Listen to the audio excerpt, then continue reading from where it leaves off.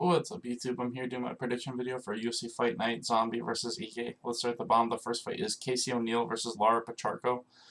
To me, I think Lara's just decent everywhere. She's not great anywhere. I think Casey O'Neill is an okay grappler, but she's an amazing striker.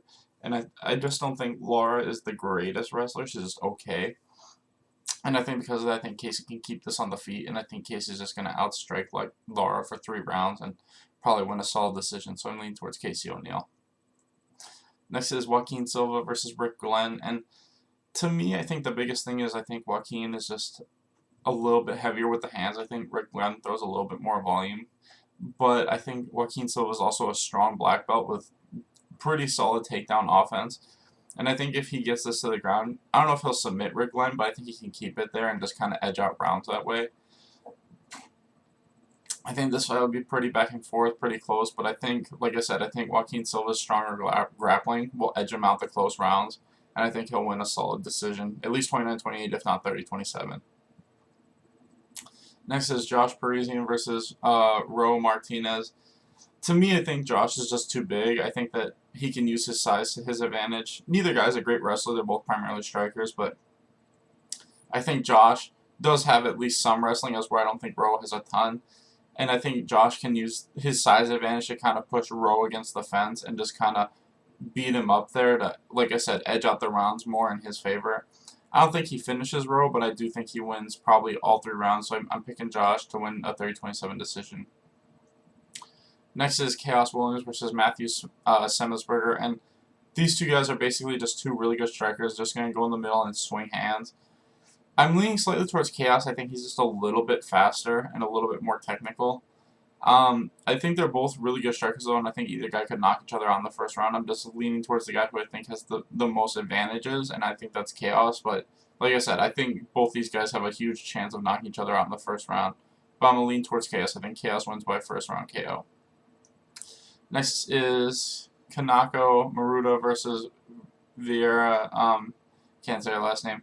To me, Verena is a really good jiu-jitsu chick, but that's about it. I think Maruta can just take her down and kind of hold her down like she did in her last fight against Randa Marcos, I think it was. You know, Viviana, I can't say her name very well. She's a good jiu-jitsu chick, but that's about it. Like I said, I think Maruta will be able to hit takedowns, stay away from the submissions, and just win all 3 rounds by decision. Next is Alex Kumar versus Nikolai. I can't say his last name. To me, both these guys are pretty much just strikers, but I think Alex has stronger takedown offense if he needs it. They're both, I think, 6 or 7-1, all pretty much by knockouts. Nikolai, I think, might have 1 or 2 wins by submission, so he might be like 8 or 9-1. But to me, Nikolai did not look good at all in his UFC debut. He fought a guy who was like 1-2, and I think is like 2-4 in the UFC now and gone. And he could not stop the takedown to save his life in that fight. I think Alex has as good as much takedowns as that guy that Nikolai fought in his debut.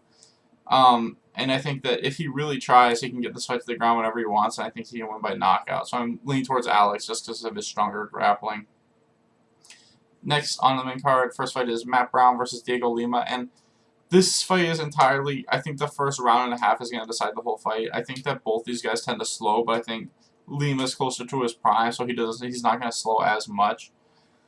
I think on the feet, it can kind of go either way, but on the ground, I think Lima's got a pretty big advantage at this point. It's like I said, it's one of those fights that's tough to call because I feel like in that first round, Matt Brown can still beat most people. Like, he almost beat Miguel Baeza, and like he did do well against Carlos Condit. You know what I mean? I thought he won that first round, and like I said, that first round, even though I don't think Matt Brown trains as hard as he used to, because before Matt Brown would never get tired, but you can still see the skills, and you can still see for that first 5 minutes that he's really good. And this is the thing, Diego Lima's been knocked out a bunch of times, so it's really close. Diego Lima's probably going to win, but I'm not going to lie, I like Matt Brown, so I'm going to pick him. I know he's probably not going to finish him, but if he can, you know, go at him hard in that first round, I think Matt Brown can win, so I'm going to pick Matt Brown to win by first round finish. Next is Wellington Turman versus Bruno Silva, and this fight is super simple. It's if Wellington can get this fight to the ground, he's probably going to win by sub. If Silva can keep it on the feet, he's probably going to win by knockout. I think Silva's record's like 19-5 or 19-6 with like 16 or 17 KOs. And Turman, his record's like 12-2. I think he's 2-2 in the UFC, 10-0 outside. Um, Turman's really good everywhere. He's got good striking and jiu-jitsu, but he has been knocked out before. Bruno Silva has been submitted in every single one of his losses. So like I said, this fight's really easy in terms of what's most likely going to happen. It's either Silva's going to knock him out really fast, or Turman's eventually going to get this to the ground and win by sub. I am leaning towards Silva just because he's been out for a while, and I think that he's probably worth a lot in his takedown defense. And if he can keep this standing, I think that his striking is really, really good. So I'm going to pick Silva to win by KO. Next is Julian Erosa versus Sungwoo Choi. And my biggest thing is I think Erosa has a huge advantage in the grappling, and I think he can get it to the ground if he really tries. I think on the feet it's pretty close. The biggest problem is Erosa sometimes keeps his hands way down and gets not caught. If he can fix that problem, I think he could compete with a lot of the better guys at featherweight. Like, he just makes that one mistake over and over again of just getting into brawls and leaving his hands really far down. But you can see it, like, skill for skill, Julian Erosa is really high up there. Like, his striking and jiu-jitsu are super high level. It's just his really bad habit of, like, he's kind of like a Cody Garbrandt in that sense. And, to me, I think that Choi is just a solid, consistent kickboxer. But like I said, I think overall Julian Erosa is the better fighter, especially if he can get to the ground. Choi worked on his takedown defense, but I don't think his last opponent was the greatest wrestler. And because of that, I think that if Julian can just kind of keep on him and keep forcing this fight to the ground, I think Julian will eventually get it down and win by sub. So I'm picking Julian Erosa to win by like second or third round submission.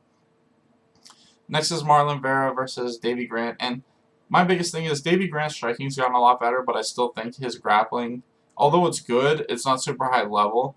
And I think Marlon Vera is super high level with his jiu-jitsu. On the feet, I think it's close. It can go either way, but I think Marlon Vera will be smart, and I think as soon as he gets this fight to the ground, I think it's going to be a big gap. I think Marlon Vera is way better on the ground. And, like, these guys fought once before, but that was before Marlon Vera had, like, any striking, and he was just a jiu-jitsu guy. At this point, Marlon Vera is a complete mixed martial artist. You know what I mean? He's got wrestling, jiu-jitsu, and striking. His wrestling is probably the weakest aspect of his game, but it's still really good. Obviously his striking and jiu-jitsu are, like, super high level. And Davy Grant's striking super high level, and his jiu-jitsu is good overall, but like I said, I think Marlon Vera is way better on the ground. I think eventually Marlon Vera will take it there, and once he does, I think he's going to win by rear naked choke in, like, the first or second round. On the co-main event, we got Alexei Oleinik versus Sergey Spekov, and to me, this is basically just two really good grapplers going at it. Sergey Spekov's probably the younger, faster guy at this point, but I'm leaning towards Oleinik. I think Oleinik can catch him in something. I think if they're just straight grappling, Oleinik can beat almost anybody on the ground. And because of that, I think that it's going to be back and forth, but I think eventually Oleinik will take his back or something and win by rear naked choke. Finally, we got Chan Sung Jung versus Dan Ige. To me, the biggest thing in this fight is just I think Chan Sung Jung has a huge size advantage, and that's going to be a big factor. I also think he has a big conditioning advantage in this fight. I think we've kind of seen that Ige starts to slow down a little bit, especially in the championship round. I mean, he might have worked on that. Maybe his conditioning isn't as bad, but the size advantage for Jung is very real, and also the fact that both these guys like to grapple, and a lot of their fights end up on the ground. And I do think Jung is just the overall better jiu-jitsu guy at this point. The striking's pretty close. Dan Ige is probably a little faster, but I think Jung's probably a little bit better of an overall striker. Like I said, I think the fact that Jung is a lot bigger than Dan is going to be a huge factor in this fight. I think it's going to be a lot of this fight's going to be grappling, and I think a lot of it Jung's going to be winning, and I think eventually Jung's going to win by sub. I really like both these guys. I want Dan to win because he's from Hawaii, but Chan Sung Jung's like one of my favorite guys, so it's tough to pick. But it's just the honest truth. I think that the size advantage is going to be so big, especially when they're grappling. And yeah, I just think eventually Jung is going to win by submission with like a rear naked choke, because eventually Dan Ige I think will slow down more than Jung, and I think once that happens, Jung will win by sub. So I'm going to pick Jung to win by like third round submission. Anyway, thanks for watching, guys. Please like and subscribe.